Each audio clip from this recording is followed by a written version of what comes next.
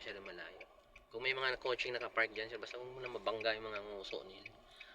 Hindi mo kailangan, ito yung unang line, yun yung makita mo mamaya ito. Di pa. Ito lang yung unang line pa lang, sir. Sa pangalawa ka dapat. Tapat mo yung mirror mo. Sige na. Clutch brake, stop. Okay lang yan. Okay lang. Hindi naman lagpas na lagpas. Konti lang lagpas.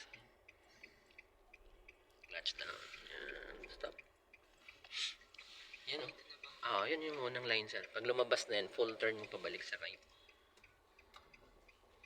Ito yung hindi mo kayang gawin sa owner. Sabagay, maiksi lang naman yung owner, di ba? Ay, pag mabigat na pala. Mabigat na yan.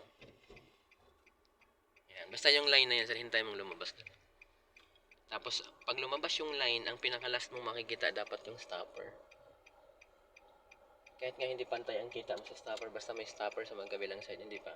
Wala pang stopper yan dyan, mahaba pa dito sa right eh. Tsaka tabingi pa tayo. Yan. Clutch brake. Yun, sakto. Balik mo, dalawa. Yan, tama na yan.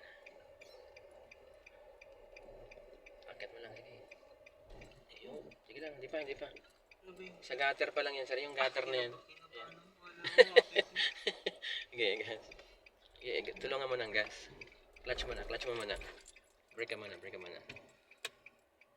Okay, sige.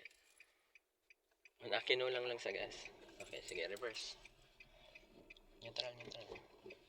Namit lang pa. Yan, clutch ka. Ayun. Okay na yun.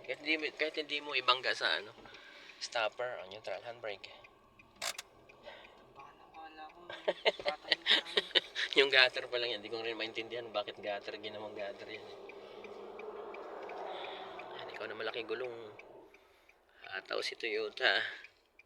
Hindi na nanginig ang paa mo.